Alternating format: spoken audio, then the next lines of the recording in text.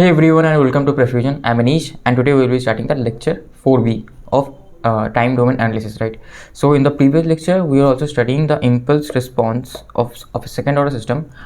We studied two of the conditions basically. First one was undamped and then it was underdamped, right? So now we will study the remaining two conditions which are critically damped and overdamped. Okay, after that we will study a bit about damping in series RLC and parallel RLC. Before that we'll also study a bit of different parameters also, we'll see. Okay, so first we'll study the condition 3, basically the critical damped. So in this condition what happens, our zeta is 1. Okay, now why is this called critical damped? Let's see. So if I put zeta equals to 1, then let me first write the the output Laplace transform. So what is the output Laplace transform?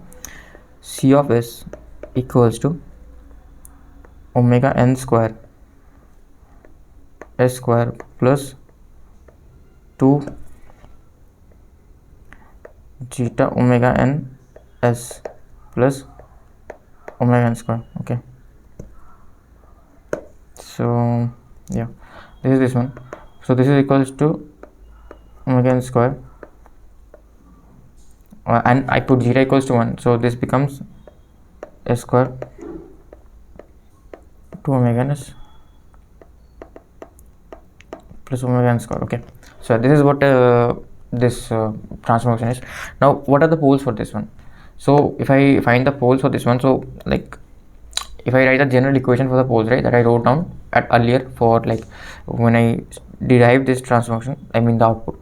So my poles were 2p1 and p2. Okay, and they were simply equals to minus zeta omega n plus minus omega n into zeta square minus 1. So if I put zeta equals to 1 here, what do I see? I see that this frequency term is gone, right?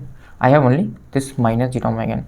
So is there any one pole? No, right? I have repeated poles here, right? So the poles are repeated at the same location. So my poles are minus zeta omega n minus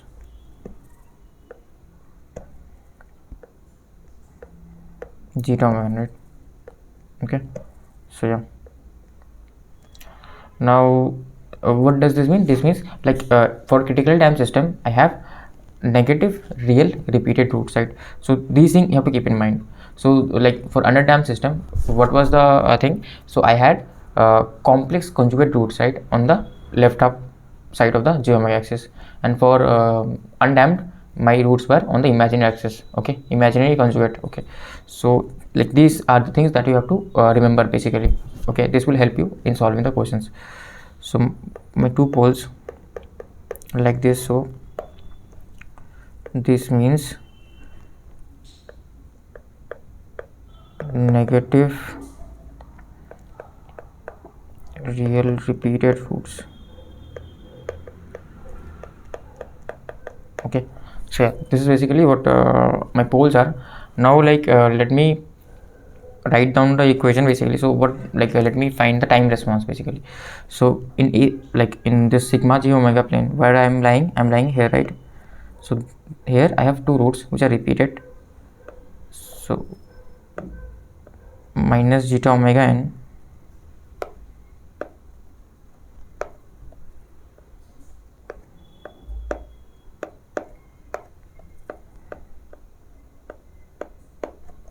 zeta omega n. So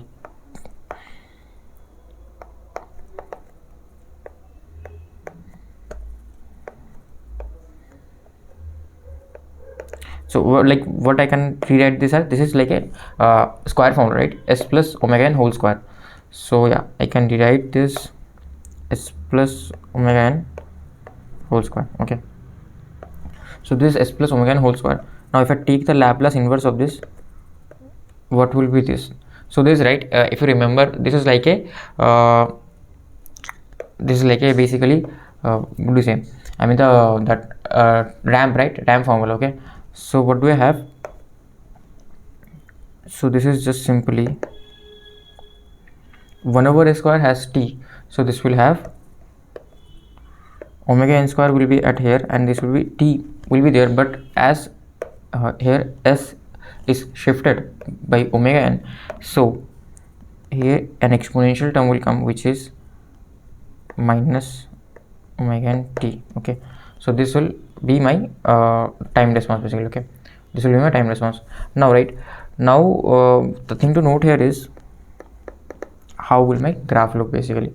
So this function, right, this function is always increasing, and this function is basically not always increasing, right, not always increasing. This is like decreasing, right, decreasing. So what will happen initially, right, this will dominate. Okay, this will dominate because for smaller values the increase will be larger, but at later values what will happen, this will dominate. Why? Because like it will tend to go to a 0, right, and it has higher power also. What do you mean by that? So if we break it down, right, we can break it in series formula. So this will be 1 minus omega n t minus this will become plus omega n t whole square by 2 factorial, and this will go on, right. So this has higher power of t. So at higher values of t, okay, let me write here why the graph will look like that. Okay, so graph will look like basically this. For higher values it will go to 0, and for lower values it will increase. Okay, and at some point there will be some maximum point, and after that it will decrease. So this is t only, and if I break it down, okay, this becomes minus omega n t plus omega n t whole square by 2 minus omega n t whole cube by 3 factorial. Okay, and this is going on, this is going on, right. So yeah, now what do I see?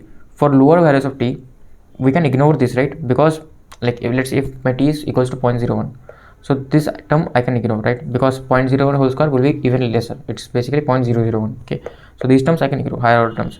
So I have only this one and this one. So this, right, initially this will dominate. Okay, the increase will dominate, but later stages I have only t. Okay, only with t date I am increasing, but here what I have this higher terms which will be present this time, right. So hence this will dominate. Okay, that's why. So yeah, that is basically it.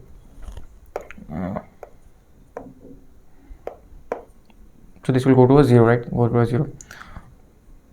So what I can write here is like how now this will be my graph.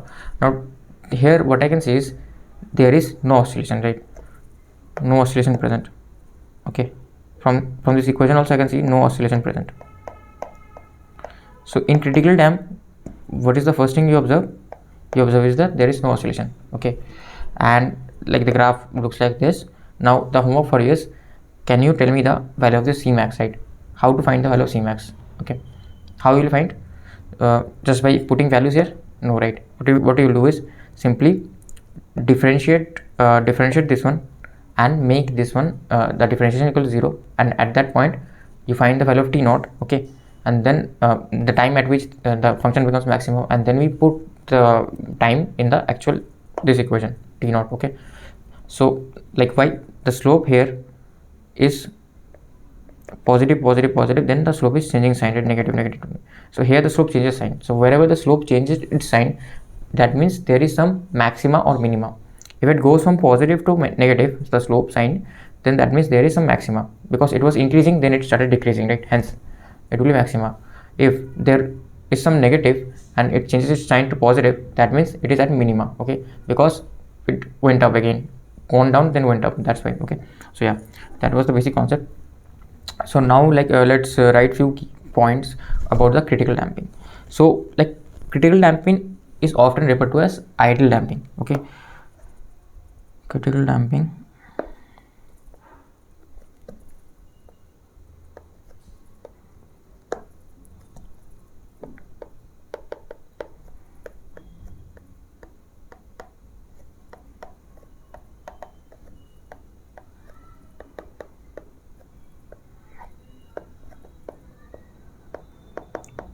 idle damping. Okay, so this is one point. Okay, why is this idle? Because the damping that I provide is just enough to not cause any oscillations. Okay, also it does not slow down the system. Why? Because the next case, when we will study over damped, there we will see the response is slowing down, even though there is no damping, but the response is also slowing down. But here the damping is just enough to to like cause no oscillations in the system, right, in the response. Okay, there will be no oscillations. Okay, so yeah, that is the second point to note here, is that amount of damping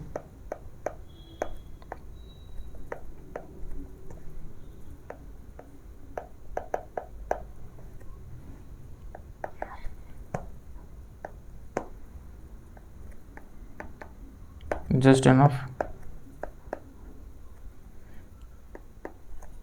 to prevent oscillations. I think I need to change the color. Okay. And like the third point is, like I will obviously you will not understand this now, but still I will write this third point, is that as I was saying, right, it reaches steady state in minimum time. Okay, why, we will see, obviously we'll see. So it reaches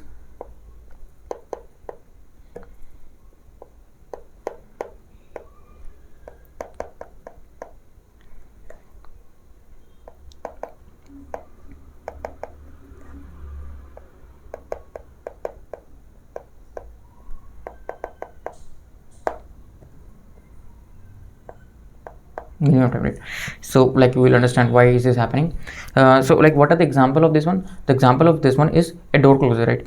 So a door closer, like if you change the screws, then the damping changes. But if it is perfectly aligned, right, if it is perfectly connected, the screws are perfectly placed, then the door will gradually close, but not slow down too slowly. Basically you turn on the like open the door, then you leave the door, right? It wents, like it wents, it closes, right? So if it closes, it gradually closes, so that what happens, it does not suddenly close, right? Then that will cause a shock and huge sound will appear, right? So it closes just enough so that it doesn't cause any sound, and it closes in minimum time also. So example of this one is a door closer. Okay, critical damp.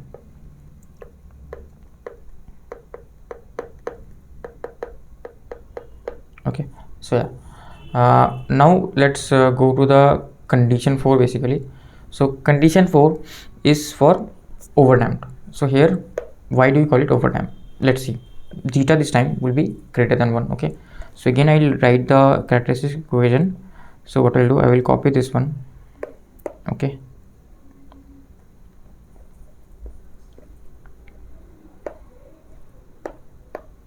I'll copy this one. So if zeta is greater than 1, like this equation will remain like this only. I won't be able to do anything. But like what will be my roots right now? What will be my roots? So I know two of my roots are this one, right? Okay, two of my roots are this one. I will copy and paste this over here.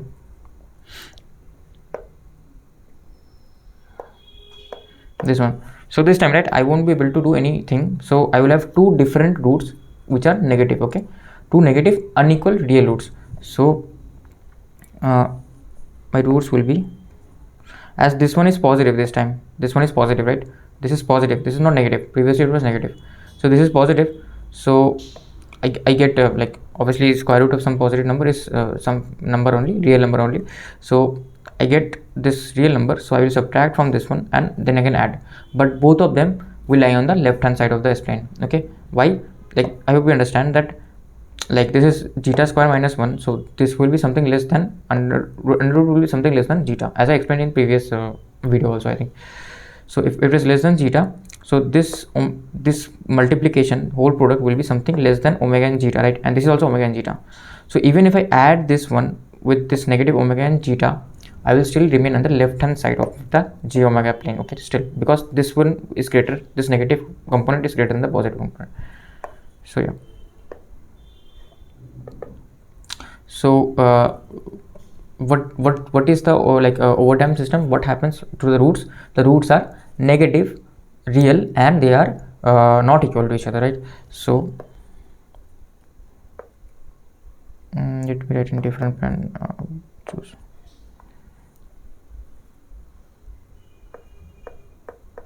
unequal negative real roots. Did I write equal on the previous negative real? Yeah, repeated roots. Okay, So these are or you can say non-repeated, basically negative non-repeated real roots, that whatever you want to say. Okay, negative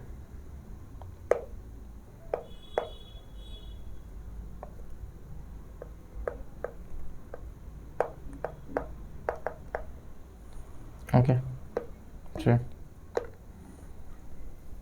So this is that. So now what is my like output transfer function? So my output transfer function, right, is basically combination of two poles. So in the numerator I have omega n square, and the denominator, what do I have? I have s plus p1 into s plus p2. Okay, so like one pole will be really nearer to the origin, right? So one pole will be really nearer to the origin, and another pole will be further away from the origin. So do you recall anything? Okay, does anything come into your mind, right? So I think in the first chapter we did something like this, right? So there was the concept of what? Dominant pole, right? So what we should do was ignore this one and only like solve using this one, right? So that we can approach. Okay, so that's why like to make this simpler, okay, analysis simpler. So what we'll do, we'll make use of the dominant pole approach.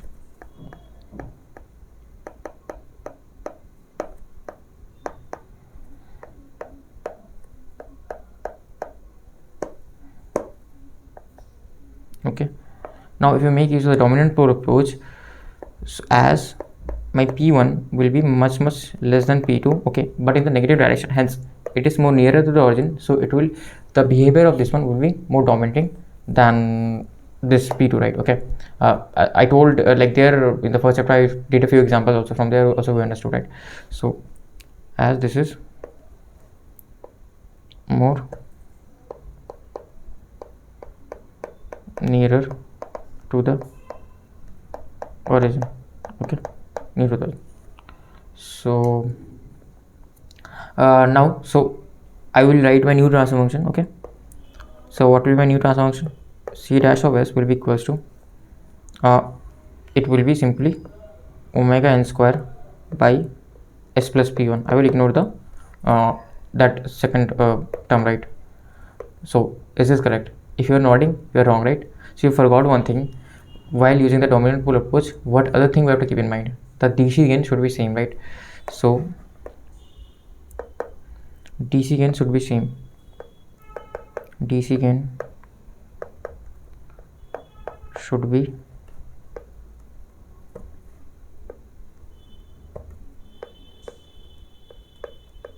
same. So if the DC gain needs to be same, so we have to make the DC gain, right? So for this, what is the DC gain? So DC gain is this one only, right? It is 1 only. I put s equals to 0, it becomes omega n square by omega n square. It is 1 only. So DC gain, like C of 0 equals to 1 only. Now what is the DC gain for this one? So I haven't like wrote anything. So what I should write here is that, like, I should write the C dash of s as C dash of s equals to, let me name the numerator as some k by s plus p1, s plus p1. Okay, so now what is the DC gain for this one? The DC gain for this one, right, equals to C dash of 0 equals to k by p1. Okay, and like this two has to be equal, right? So my C dash of 0 has to be C of 0 to apply dominant pole approximation, basically. Okay, I should write here dominant pole approximation, not approach. Approximation.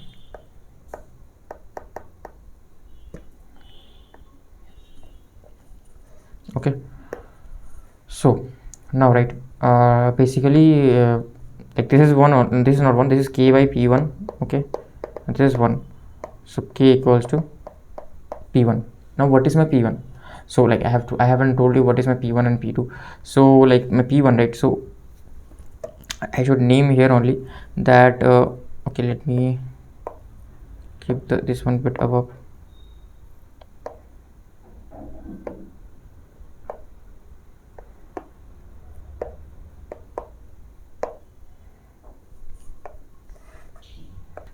sorry for the interruption, actually like someone came at the door. So what will be my P1 equals to? P1, as I said, right, I will choose it more nearer to the origin, so I will have to add this one. Okay, if I subtract, it will go further away from the origin, right? So P1 I will choose as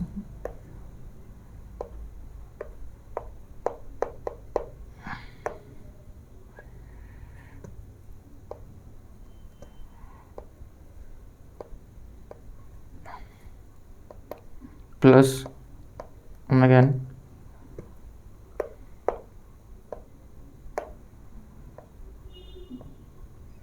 zeta square minus 1, and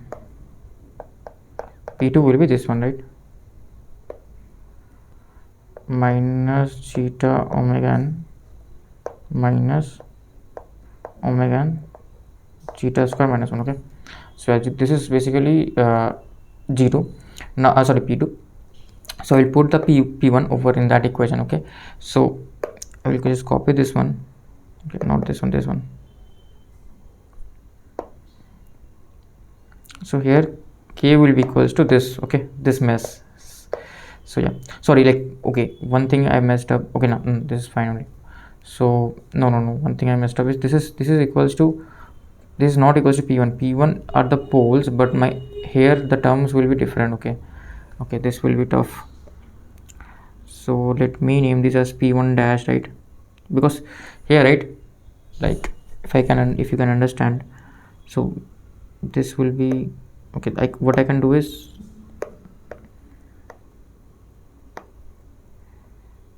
okay, sorry for that. Okay, so this, let me name this as P1 dash and it will be P2 dash. Okay, so P1 dash and P2 dash will be just negative, right, because if I have poles here, the factors will be negative, right?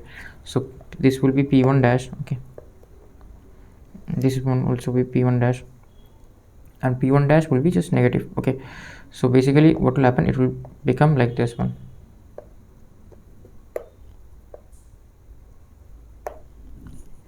So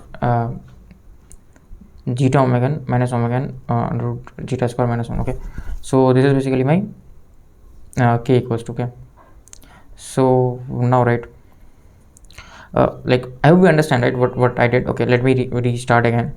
So like these are my pole locations. Okay, these are my pole locations. So at S equals to this, I will get my poles. Okay, so if I put S equals to this, right, S equal to this one, I should get a 0. So here this term should be the same, right? This will be the negative of this one, so that I get 0. So I should write here this one as S1 and S2. That's why, like, there may be some confusion. Okay, I will write S equals to. Okay, only S equals to, so that confusion gets away. Okay, and these are just P1 P2 numbers. Okay, pole location is at this location. Okay, so yeah, okay, the confusion I will clear, right? So this will be, why is it not relating? Yeah, okay, sorry for the delay. Actually someone came at the door and messed up my concentration. So this will be basically minus P2 and minus P1. Okay, so my pole locations will be at minus P2 and minus P1. Okay, so yeah, then you will understand that if I put S equals to minus P2, this goes to 0, right? And if I put S equals to minus P1, this goes to 0. Okay, then it is fine, right? So yeah, now, okay, I will put this one not to dash. So my P1 will be this one only, right? P1 will be basically negative of this location, and this location is present over here, right? So that's why I put a negative sign over here. Okay, so this is a long explanation, so I think you have already understood this one. So yeah, this is what my K is equals to. Now let us write the transfer function. So this is basically a first order system, right? This is basically a first order system, simply an exponential with like amplitude K, right? So this one, right, copy this one again.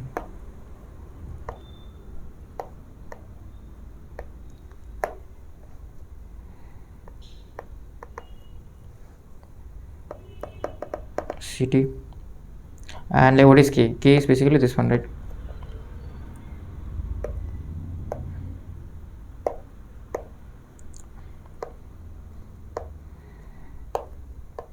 So this one, K is this one. Okay,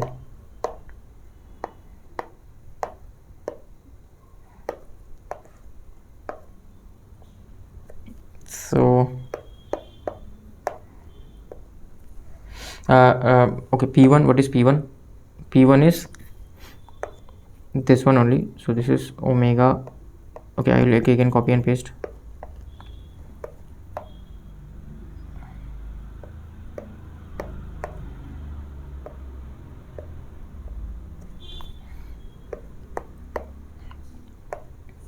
What is C? So C of t? C of t is basically zeta. Okay, I will again copy and paste. Okay, sorry. So this will be zeta omega n minus this omega n square minus zeta square and an exponential term. Okay, and the power will be this one only, but in negative sign. This time this will be negative, right? So okay, let me reduce the size of this one.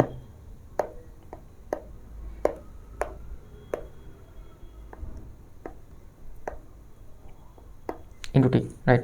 So yeah, this is basically my C of t response. Okay, so this one took a lot of time. If I just wouldn't have wrote k here over here, no confusion. Okay, but still I have write this, right, to get in your head that what is actual expression that I get. This is not important because overdamped system still doesn't come, but still if for some reason they gave you an exam, right, so you have to understand. If you can derive it, that's well and good, right? So this is response. Okay, simple exponential only, nothing like special. Okay, we know this is first order exponential, so this will start from here. Okay, and the value from starting here will be this one only, right, and this will decay down. Okay, so one thing here what you notice, like this is also a stable system and there is no oscillations. Okay, so the point to be noted in overdamped system is also to that oscillations are prevented.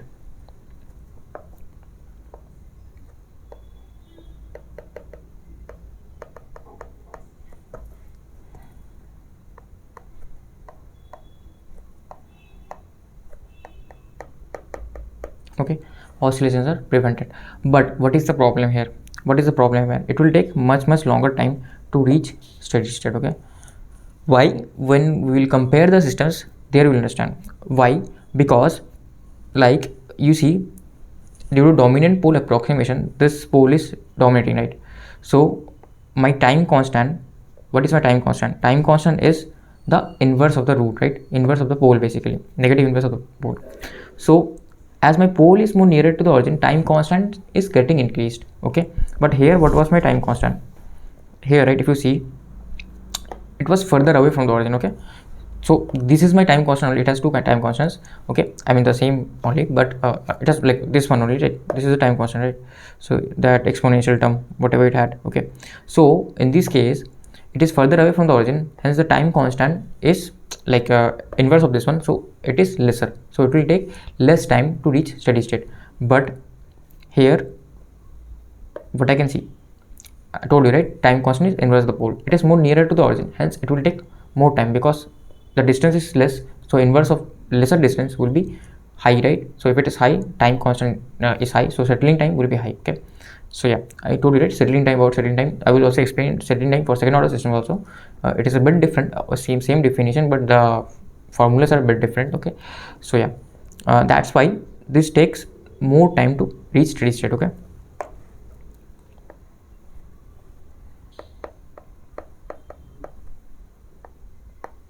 more time.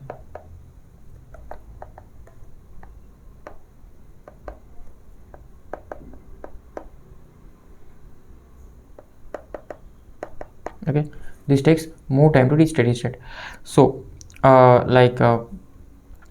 basically it is overdamped system is physically a second order system, but functionally it is just a first order system, right? It is of no use to us. Why?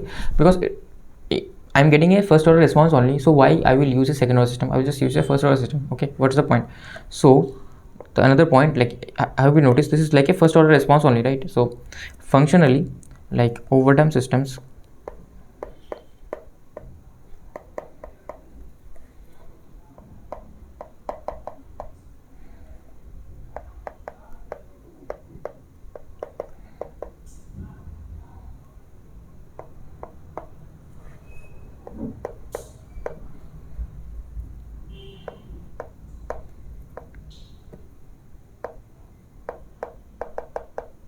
functionally it is a first order system.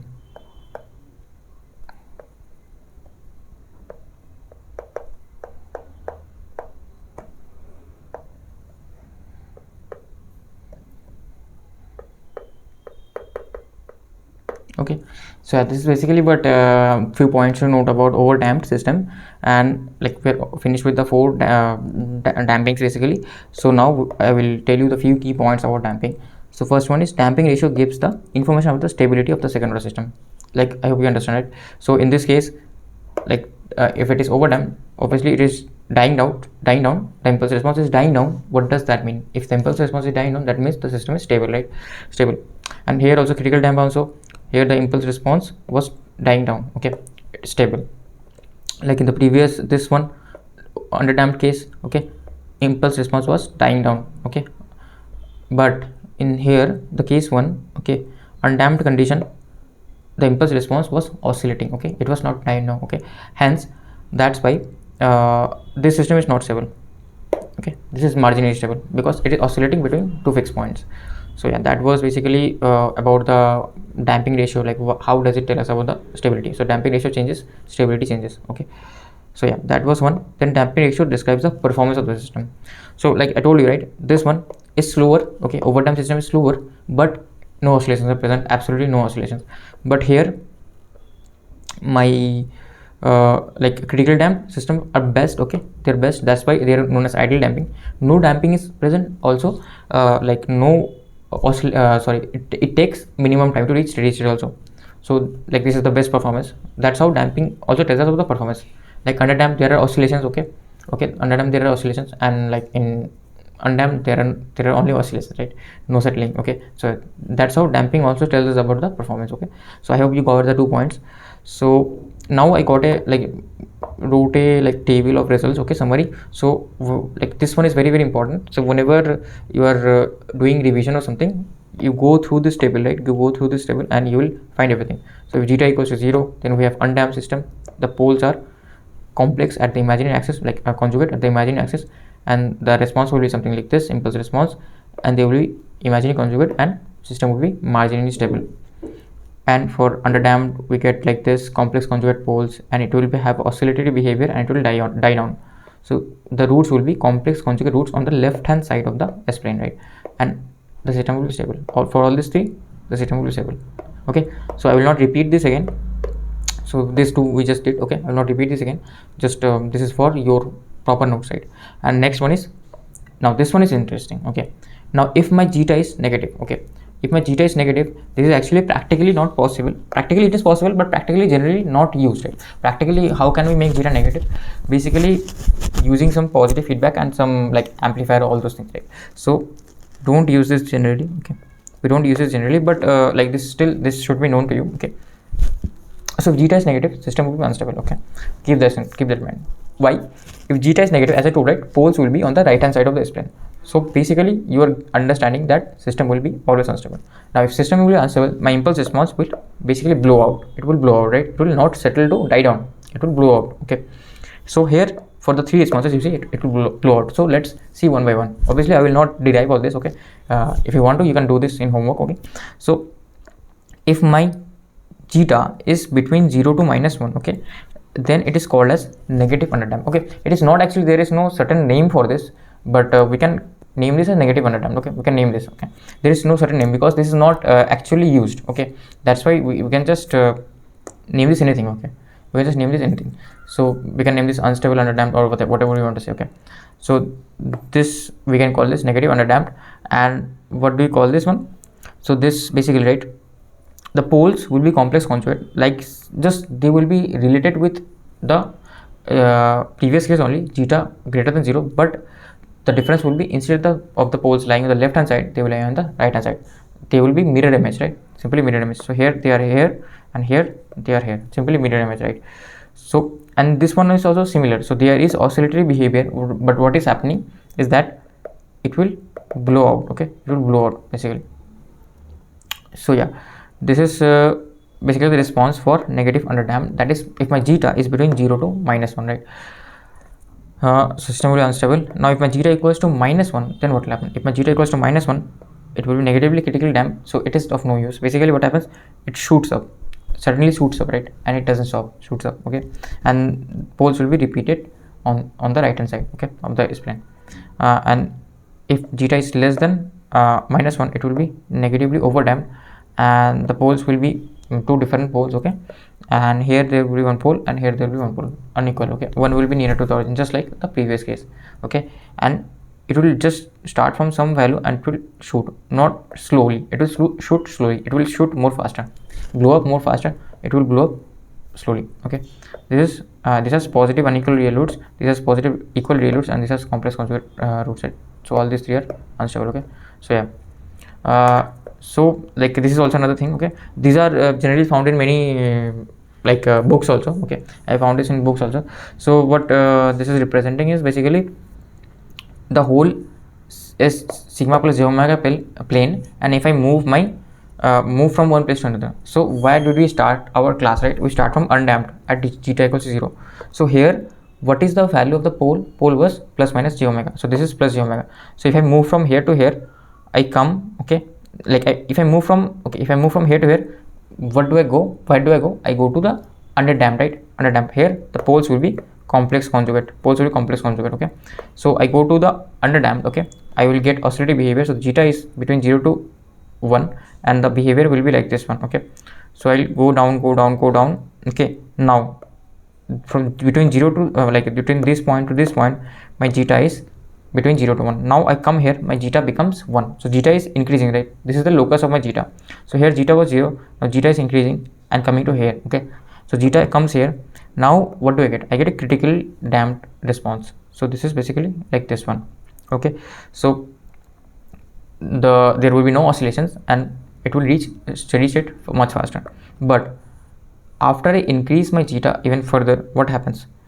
The time constant, this is the time constant, right? Like this is the location of the pole. The pole distance between the origin reduces, hence the inverse distance reduces, hence the inverse will increase, right? So time constant increases. So as I move from here, the system becomes over damped, okay, and what do you say, the time increases, but obviously there will be no oscillations, but the time to reach steady state will increase, okay. So this you have to keep in mind. So this is the right hand side, okay. This is also self-explanatory. Basically, if I move from here to here, what is happening? I get negative underdamped system, and then again if I move from here to here, my zeta will be between -1 to 0 between here. Now this will be -1 and this will become critically damped, and then if I move here, this will become overdamped, negative overdamped, okay. So I can write this as like zeta negative overdamped, underdamped, something like this. So this will be better represented like this one.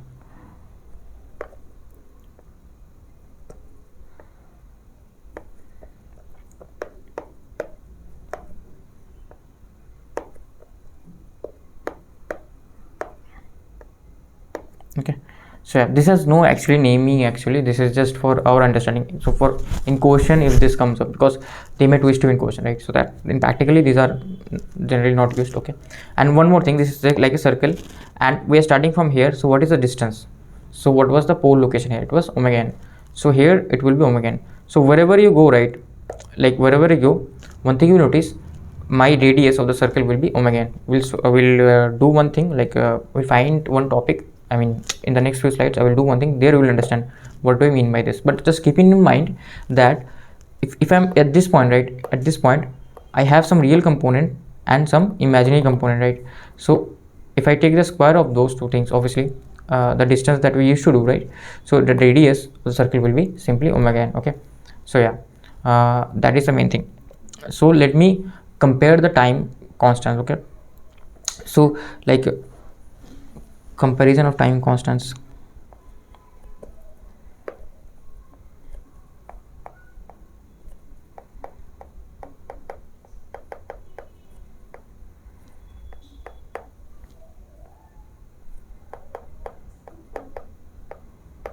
Constant.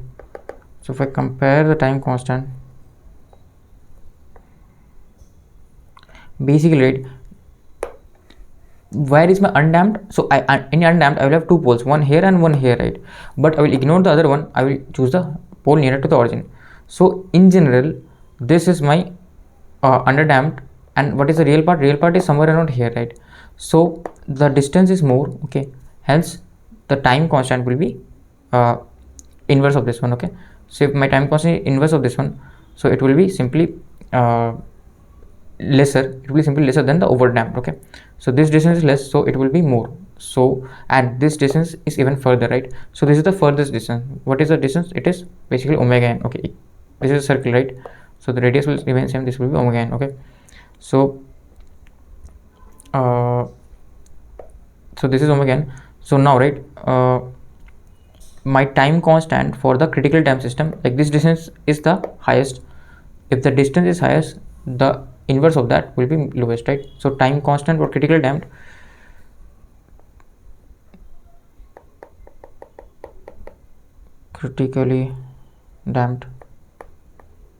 will be less. So I can write this as like CD. Okay, will be less. Okay, then my what time constant will come? Then this one will come, right? Because I'll just take the real component, not the imaginary component. Okay, take the real distance. Okay, that is what the time constant specifies. So like from the this one response also you can understand that, where did we go? Yeah, this one is my time constant, right? This one is my time constant. So like zeta omega n, 1 by zeta omega n. Okay, so that's the real part of the root, right? That's why we take only the real part for time constant. Okay, so that other part is for the sinusoid component, okay, for the oscillation part, and the real part is for the time constant part basically. So I'm lying around here, so the distance is more than this over damped. So if the distance is more, then the inverse of that will be less. So time constant under damped will be less than time constant of over damped. Okay, so that is one thing. Now time constant of over damped will be less than time constant of undamped. Basically undamped doesn't have any time constant because it never settles, so it is infinite. Okay, so we'll not write under damped, but what we can write, the speed, like what is the relationship between speed and time? Speed is inverse of time. So if it is taking more time, then my speed will be slower. So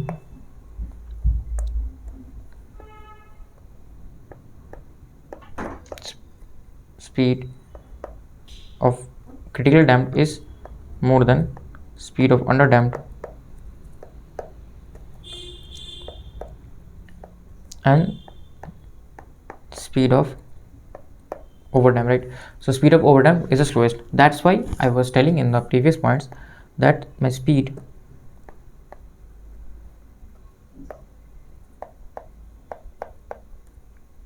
of over damped system, like over damped system is very slow.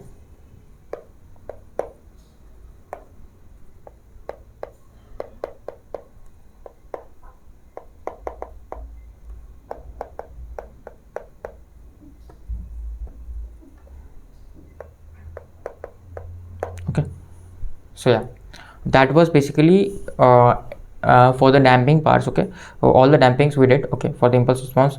Now what I will do, I will show you a video, okay, where there is critical damp, all the dampings present for a mechanical system. From there also you will get an idea of speed and like oscillations and all those things. Basically this is the video, right? So as you can see that when there is no damping, it is just oscillating, it is never stopping. But when there is under damping, it is oscillating, but it is reducing, right? But when it is critical damped, okay, it will just directly fall to the place. Okay, directly fall to the place. And for over damped, it never even reaches the steady state. Like all the other balls reach the steady state. Okay, but this right hand side ball don't reach the steady state. Let me replay it again so you will see. Okay, so I'm replaying it again. So this one, right? Okay, let me start it from first only. Okay, yeah, as this critical damp reaches very fast to steady state, and after that, like the over damp try to reach, but the under damp also reaches steady state, right? Okay, so yeah, that is the main thing. So over damp is very slow, but on no damping there is no use because it is just keeping on oscillating. Okay, no use of it. So now let's go back to our lecture notes. So now we'll basically study the relationship between damping and the angle of inclination, right? So like what I should name this one as, like this one, right? I should name this one as S1, S2, like S only. Okay, else there will be confusion. Okay, yeah, sorry for the interruption. Actually I just changed all the P1 and P2 to SP1 and SP2. So this one I will also change to SP1 and SP2, right? So that it will not cause any confusion. Okay, SP2. Okay, so yeah, this is basically my sp1 and sp2. So now, right, we have to find the angle of inclination. So what is basically the angle of inclination? So I saw from here, right, that my location of poles are somewhere around here. Okay, like somewhere around here and here. Okay, so I want to find the angle of this from the sigma axis to this location of pole for the in the clockwise direction. So both of them will be same only, but this will be the negative. Okay, so I will not choose this one, I will just choose this one. Okay, the sorry, clockwise direction I will choose. Okay, the positive complex positive imaginary part I will choose. So I want to find the angle, okay, of this location of pole from the sigma axis, right? I want to find this angle.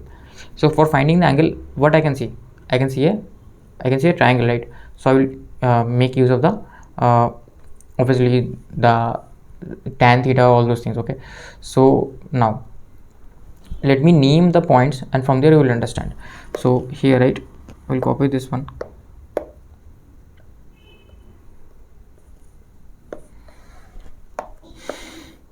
So let me name few points. Okay, so let me name the origin as O. Okay, origin as O, and this as M. Like this location of root, I want to find this angle theta, right? Location of root angle theta from the sigma axis. So this as M, and this the real part of this pole I should name this as N. Okay, we'll name this as N. So this is OMN. Okay, so yeah, this is what this is. So now what is my OM equals to? What is my OM equals to? As I mentioned earlier, right, this is a circle, right? This is a circle. So I'm moving through a circle. My OM will be equals to omega n. Okay, ON will be equals to omega n. Now you might ask why? Why is it equals to omega n? So here, right, what were my poles? The poles were this one. Okay, I will just take one of them and I will explain it to you. Okay, so what is like what is the distance from origin? How do you find the distance from origin? What you should do was find the magnitude, right? Magnitude of this one. So this is my y component and this is my x component. So how to find the magnitude? So how to find the magnitude? sp1, it will be simply under root of like x component square plus y component square. This is the x component and y component. Okay, so I will do omega zeta n whole square plus omega d square. Okay, now what is my omega d? Omega d is basically omega n into under root 1 minus zeta square. If you don't remember, let's find it out here. This one, right? This one was my omega d basically. This is for overdamped, but don't worry, like this is for anyways. Okay, no, this was different because that their zeta was 1 minus zeta square. So here I will tell you where is my omega d. Yeah, this one, right? This one was my omega d, right? It was omega n into under root 1 minus zeta square. So I will replace that omega d over there.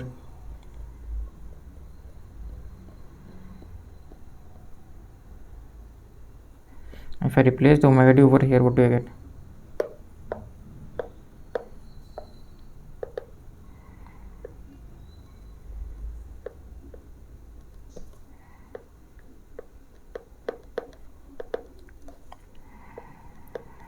Omega n 1 minus zeta square, right? And this is whole square. So what is this equals to? So as you can see, like this will zeta omega n whole square will get cancelled out, and I will only be left with omega n, right? So this will be under root omega n square, which is equals to omega n itself, right? So let me reduce the size of this one so that it doesn't like cover up too much space.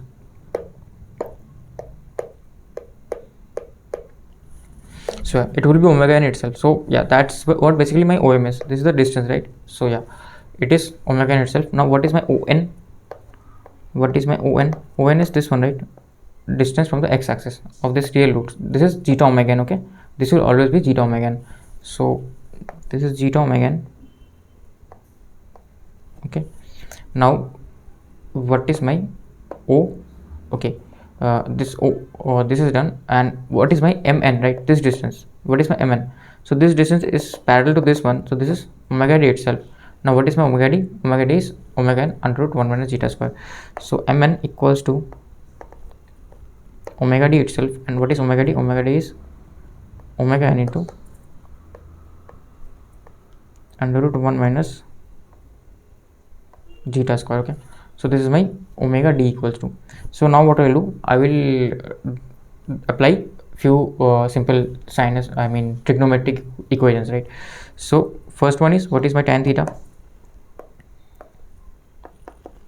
Tan theta is this height upon base, right? Height upon base. So this is mn upon no. Okay, so mn upon no. So what is mn?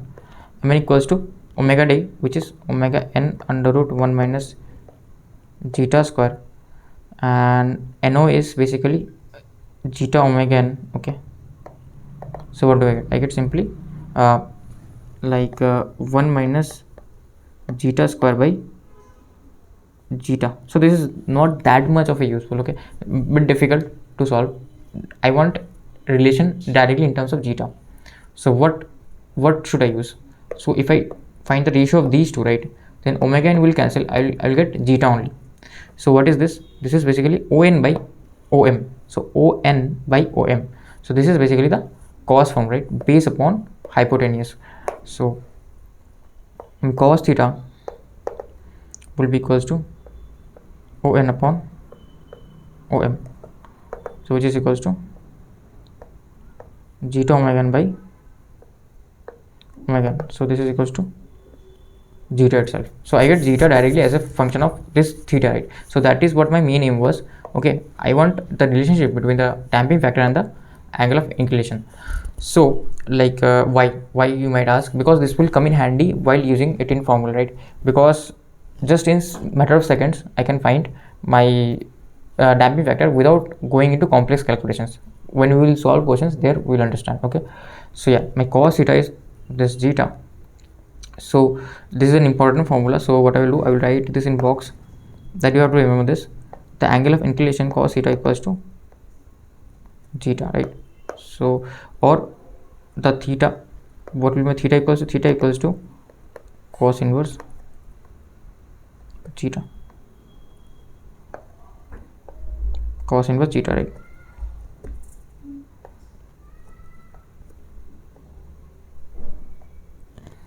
So this is my angle of inclination. So now, right, now basically what we'll do, we'll simply do a question on this. From there you will understand this better. Okay, so like sin theta also you can find. What will be sin theta? Sin theta will be simply this one, right? So this will be above and this will be on the bottom, right? So it will be under root 1 minus zeta square. So I will write here sin theta equals to, sin theta we don't use generally, we only use the cos theta, omega n only, right? So yeah, this will come out to be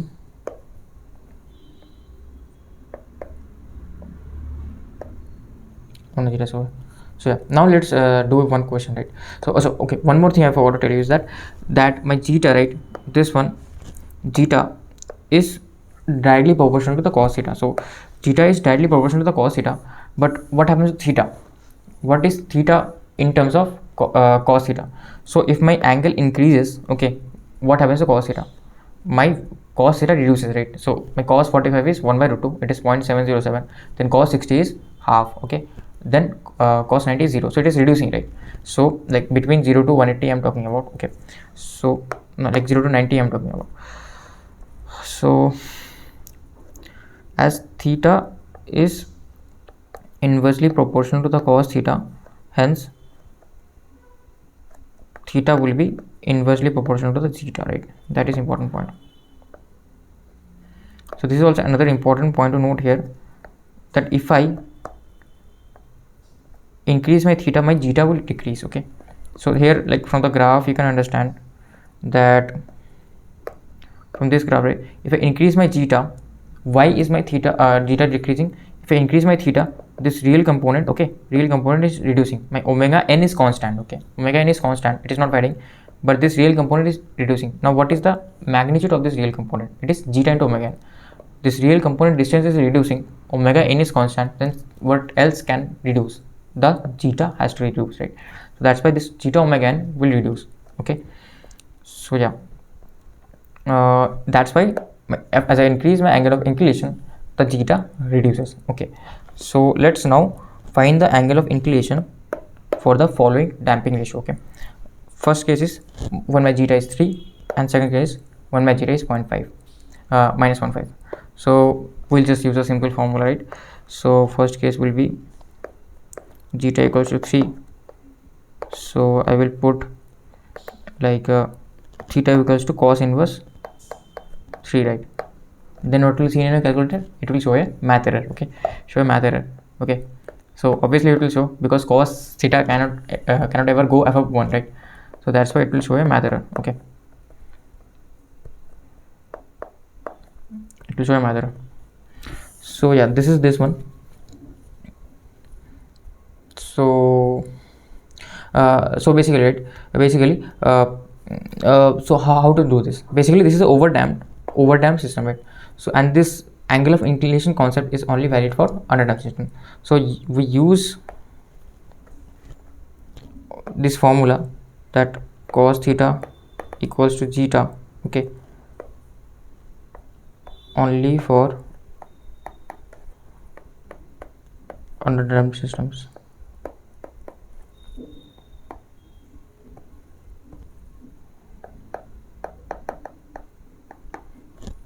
Okay, so this is the basically it. And for the second case, right, what is for the second case? Second case is basically, what do I see? Like if you put simply that the zeta is minus 0.5, so if you put theta equals to cos inverse minus 0.5, right? If you put cos inverse minus 0.5, then what will happen? You will get an angle of 120 degree basically. So is this correct or wrong? This is correct, right? So why? Because if I'm lying in this region, okay, I'm only concerned about the clockwise angle. So if I lie between 0 to 90 degree, I'm lying in this region, left hand side of the g omega axis.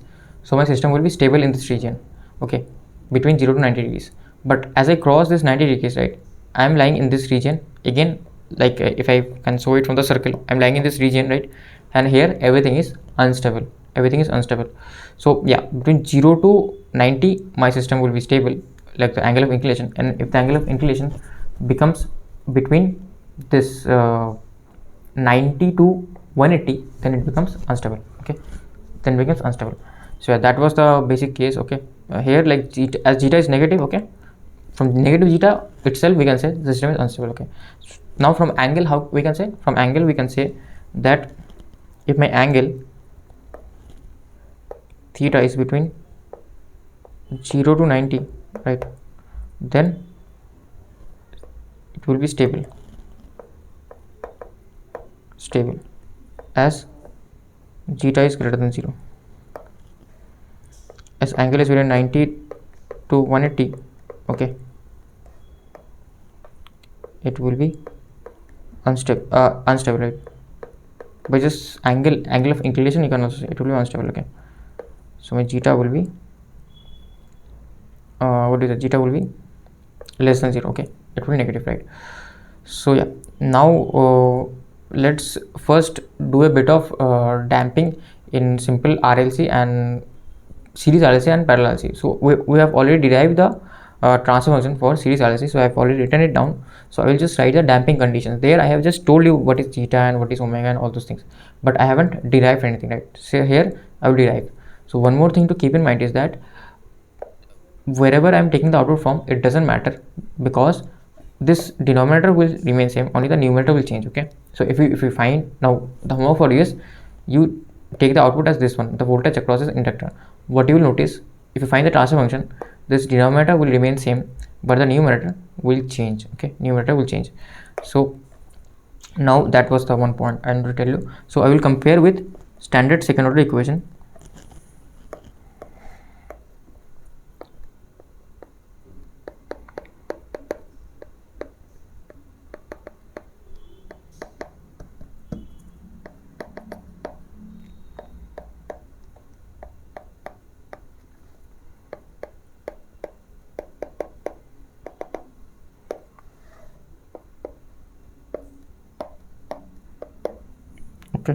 So if I compare with standard second order equation, my transfer function, what is standard second order equation? It is omega n square by s square plus 2 zeta omega ns plus omega n square, right? Okay, so now, right, what is my omega n? Omega n square is compared with this one. So my omega n square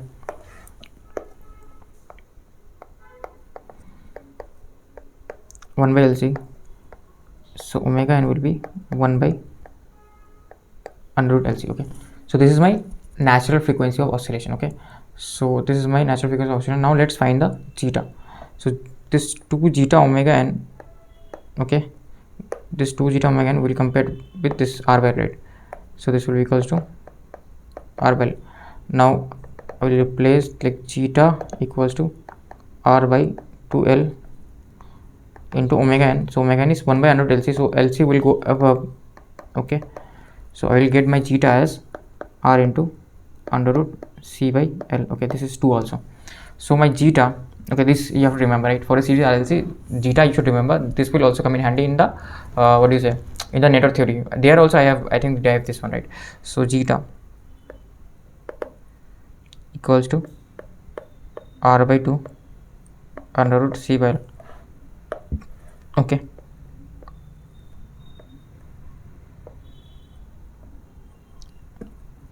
this is what my zeta is equals to. So like how you remember this? So how to remember this is basically simple. They like the okay, so in network theory I've already explained you the quality factor. Okay, if you haven't watched the video then it's a problem, but if you have, that's fine, you will watch it anyways. So for a series RLC circuit, okay, if you don't know quality factor then just listen, okay, because I will not explain, I have explained there. So Q is the quality factor, and quality factor, okay, let me write here at least quality factor.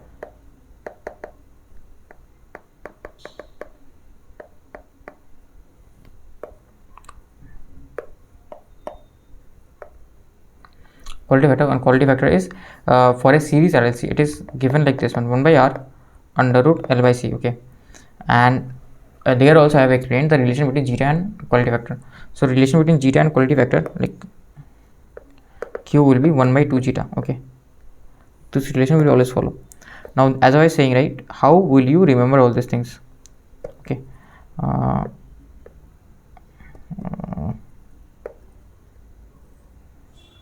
how will you remember all these things?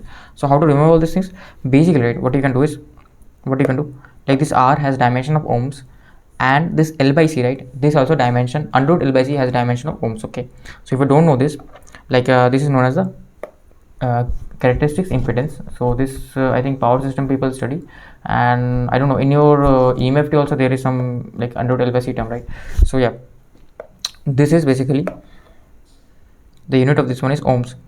Okay, so that's how you remember, right? Unit of this one is ohms and unit of this one is ohms. This will cancel out and this will be a unitless quantity. So quality factor is a unitless quantity. Zeta is also a unitless quantity. Here you can see this is ohms, and this is also like L by like C by L is a ohm inverse, right? So ohm inverse times ohms, unitless. So that's how I used to remember. Okay, so yeah, basically this was the relation between the quality factor and damping ratio. Now I will find the value of R. So I haven't told you yet. So what I am doing is basically varying the R. Okay, because L by L and C are really constant, I will vary my R and check for what condition of R I am getting undamped system, for what condition of R I am getting overdamped, all those things. Okay, so I will vary the R and I will check, right? So I hope you understand that the responses, how the responses will look. Okay, so if it is undamped, so my response will be oscillatory. Okay, it will be basically moving around a certain point. So that is what I am trying to see. So in lab also you can do this, right? You have a series RLC circuit and you vary the R and you check the responses. Okay, so for the first condition, for undamped, what is my zeta? Zeta equals to 0. So if zeta is equals to 0, so it is basically, what is zeta equals to? Zeta equals to this one, right? This one. So I will always copy and paste this one. So zeta equals to R by 2 under root C by L.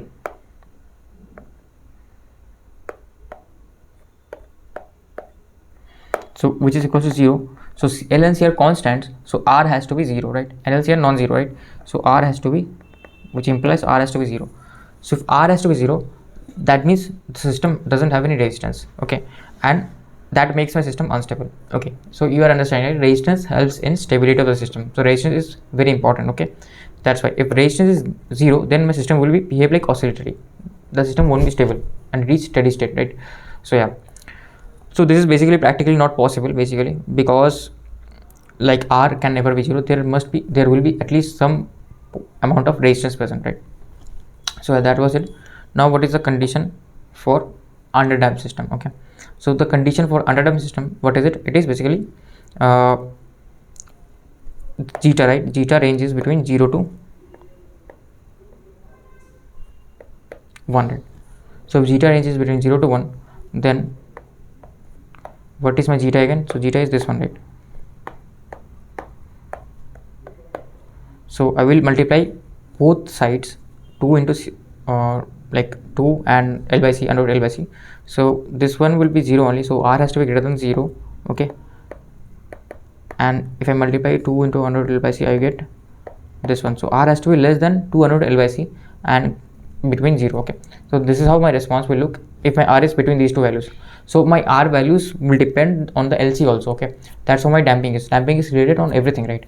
So like I will have to vary my R according to the LC. Then like LC has some constant value, so I will have to get that, match that value, and if I lie in this range, my response will be underdamped, okay? So that was one thing. Now for critical damp, basically it will be equals to this range. I keep on increasing it, and if it is equal to this range, so this becomes critical damp. So what is the main thing is that I want my system, okay, I want my system to be critical damp. So I will want this, okay, I will want, okay, my R equals to I will want this, right? So this is a very important condition. I will want this, my R equals to 2 by under LC, so that I get a critical damped response, so that I instantly reach my steady state, like without any oscillation. Not instantly, within the least amount of time I reach my steady state without any oscillation, okay? So yeah, this is basically what critical damp is. So this is the most important condition.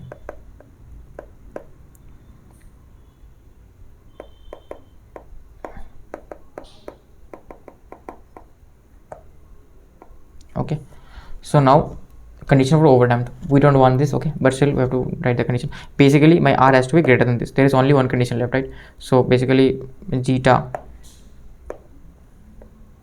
will be greater than this, and zeta is, I will replace with this one, okay? Zeta is this one, right?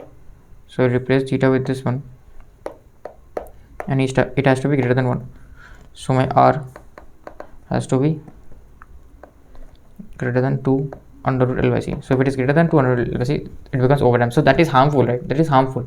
I don't want my system response to be slower, okay? So I have to be very careful. I have to be around this 2 by under root LC, okay, so that I get a critically damped response, okay? That's why you want a critically damped response. So this was for the series. Now I will go to the parallel. So I'm going to a bit fast because there is nothing in this, right? Just simple. So yeah, one more thing is that now here also I'm varying my R, okay, varying my R and checking for condition of dampings. But here in parallel RLC, what do we do? I hope you remember, right? So if you don't, then you have to watch network theory. What we do is we give input as current and we check the response as current also. So I'm checking the response through the capacitor, okay?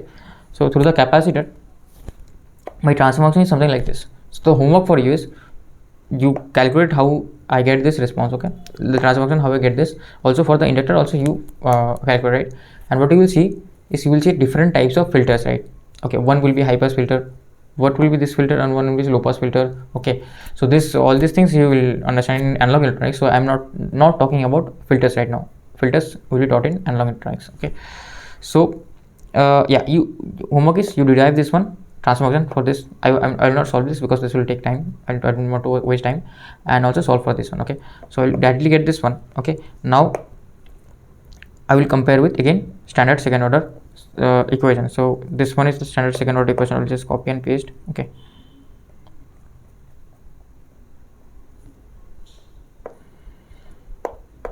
So we'll compare with standard second order equation. What do I see? I see my omega n is same, so my natural frequency is still same, right? So 1 by LC. So omega n equals to again 1 by under LC. Okay, so omega n is equals to under LC. So yeah, now right now what is my zeta? Zeta is 2 zeta omega n, so which is equals to what, this one, right? 2 zeta is omega n is equals to 1 by RC. 1 by RC. So now right, what will be my zeta? Zeta will be basically what I do this 1 by 2 RC, and this is again under root LC. Okay, so this becomes 1 by 2 R under root L by C. Okay, 2 R under L by C. So this is my zeta. Now what is my quality factor for a parallel circuit? So this is zeta for a parallel circuit, and what is my quality factor for a parallel circuit? So this obviously I will not derive, this has been derived, okay, in network theory chapter. Okay, network theory subject basically in the resonance one.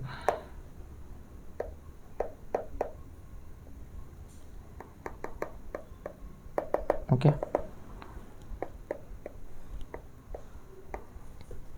so this, right, my QP will be equals to simply R under root C by L. Again you can see that this unit is ohm inverse and this is ohm, so these are cancelling each other out, and this is also ohm inverse and this is ohm. Okay, that's how you remember. So QP is this one. So again, right, the relation remains same, that my QP will be equals to 1 by 2 zeta P. Okay, so this relation will always be valid, right? Okay, for parallel and series. Like this one also you can remember, you either remember one of them. Okay, either remember the quality factor or the zeta, and from there you can derive the other one, right?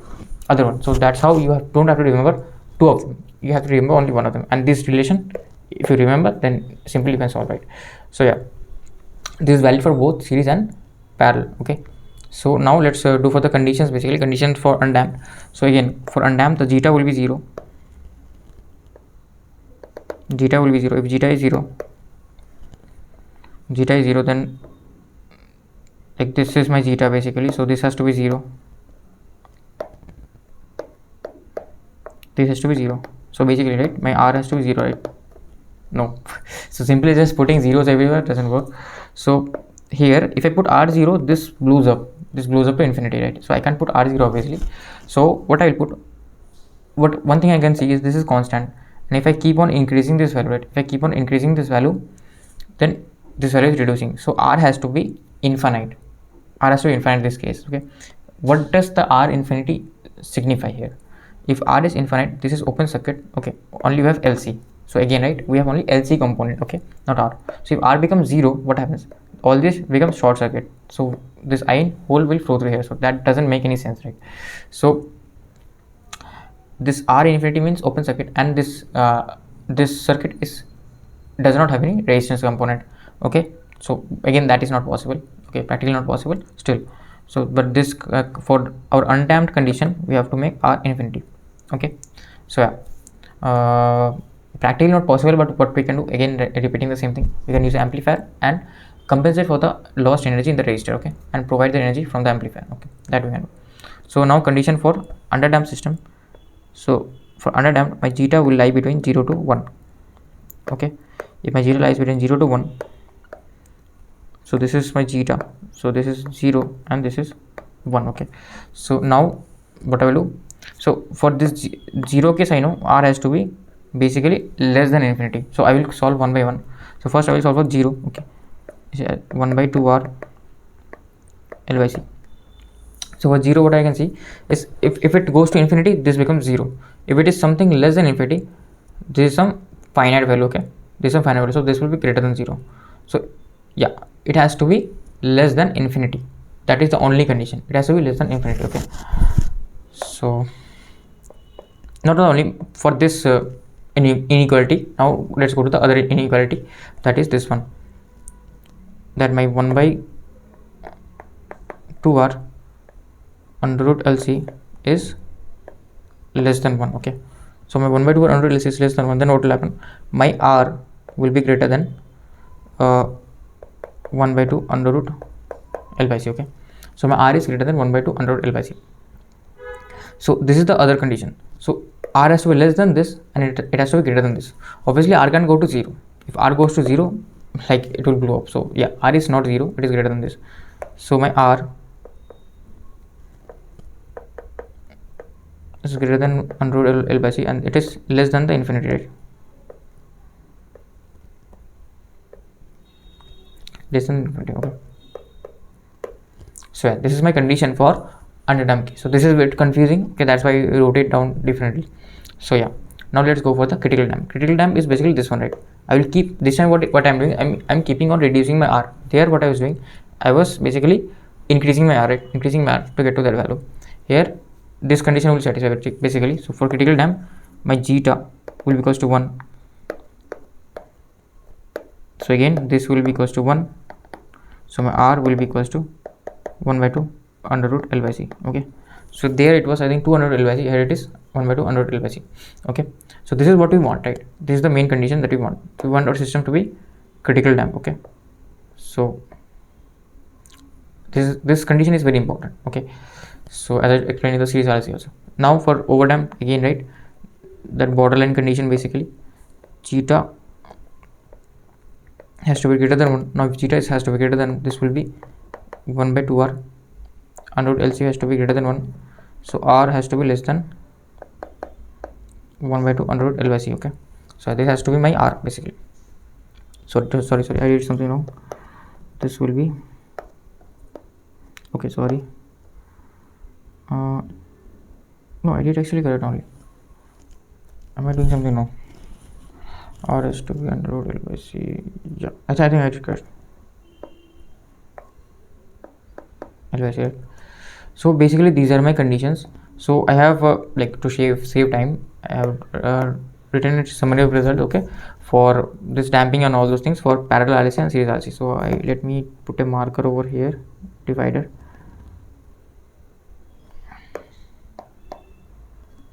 Okay, so this is for the undamped overdamped case and this is for this case. So this is for the series RLC and this is for the parallel RLC. So you can check it out for yourself. Okay, the conditions, all of the conditions I have wrote here. Okay, so yeah, I think this is it for this lecture. So in the next lecture we'll start from the step response of second order system. Thank you for watching.